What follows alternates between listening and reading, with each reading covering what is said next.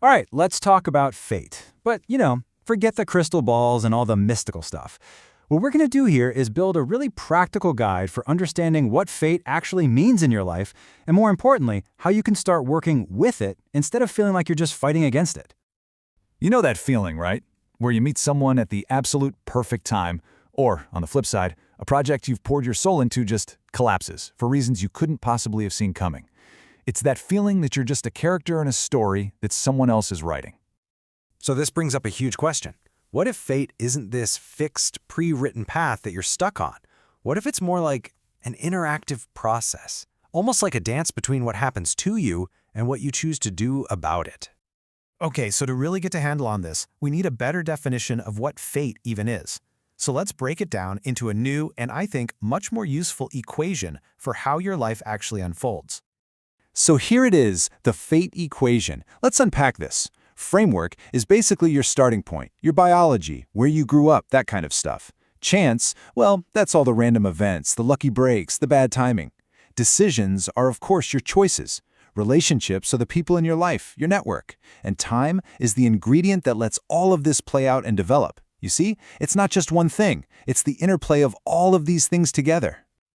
And this is the most crucial part. It's a total shift in perspective. So instead of seeing fate as some rigid script you're forced to follow, you start to see it as an active system that you can actually influence. Now, you can't control all the variables. Nobody can. But you can absolutely change how the equation plays out for you. And what's cool about this new model is that it doesn't just throw out all the old ideas. It actually brings them all together. That feeling of determinism, like it was meant to be, that fits. The reality of random luck, that's in there too. The stories we tell ourselves to make sense of things, and of course, the power of our own choices. They all have a place inside that one single fate equation. So, okay, how does this actually apply to real life? Well, think about meeting those people who seem to change everything. The ones that feel fated. It turns out you can actively create more of those serendipitous, meant-to-be moments. This quote really gets to the heart of it. Serendipity isn't just about sitting around and waiting for lightning to strike. It's about putting up a lightning rod. It's about creating the right conditions so that good things and good people are way more likely to find you. So here's how you do that. 4 really concrete things you can do to expand what you could call your luck surface area. First, do interesting things and then talk about them. Share what you're working on. Second, maintain your weak ties. Those are your acquaintances. So often that's where the unexpected opportunities come from. Third, just say yes more often to small invitations. And fourth, break your routine. Seriously, even just going to a different coffee shop makes you more available to chance. But what about the other side of the coin? What happens when things go wrong? When a relationship ends, for example, it can feel like this devastating twist of fate. But this framework, it can help us find meaning even in the really tough setbacks. And this is one of life's hardest questions, isn't it? It is so easy to get stuck in those feelings of failure or blame. But what if we could reframe the entire experience not as an ending, but as a lesson? This is such a powerful shift. Instead of getting stuck thinking it was their fault, you can ask yourself, okay, what did this relationship teach me? Instead of thinking I failed, you can reframe it as, wow, I actually developed skills in, maybe it's conflict resolution, or better communication, or even just setting boundaries. This is how you turn pain into a new strength.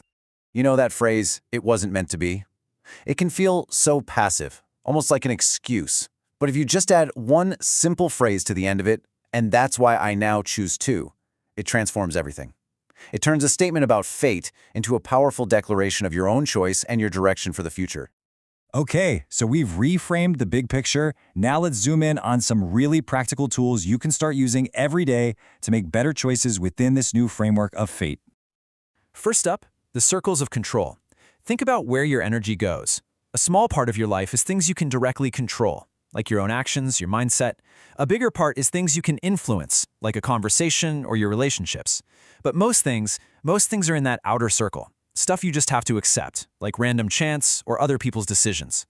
The whole key here is to stop wasting your energy on that outer circle and focus it all on what you can actually control and influence. Facing a really tough decision? Try the 10-10-10 rule. Just ask yourself, how am I going to feel about this decision in 10 days? Okay, how about in 10 months? And what about in 10 years?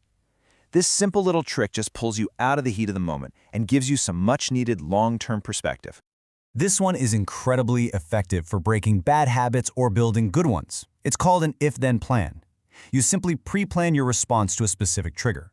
So, for example, if I notice I'm getting defensive in a conversation, then I will take a 5-second pause. It basically automates your best self, making it way easier to follow through when you're under pressure. So all of these ideas, they really lead to one crucial skill, the ability to tell the difference between what is truly fate and what is simply your task to work on. And here's the core distinction. Ask yourself, is this a one-off, uncontrollable event, like a chance meeting or bad timing? That's probably closer to fate. Or, is this a recurring pattern in my life that I can actually influence, like how I react to conflict or the boundaries I set? That's your task. And knowing the difference tells you exactly where to accept and where to act. And this brings us right back to our final, pragmatic definition. Fate is the combination of your starting conditions, the random stuff you run into, and the passage of time. But the meaning of it all, that's not given to you. That is what you create through your choices, your actions, and your perspective. Ultimately, that's what this all comes down to, isn't it? You don't get to control the hand you're dealt. That's the framework, the chance, the timing. But you do have agency, you have tools, and you absolutely have the power to decide how you're going to play. The script isn't finished. The next move is always yours.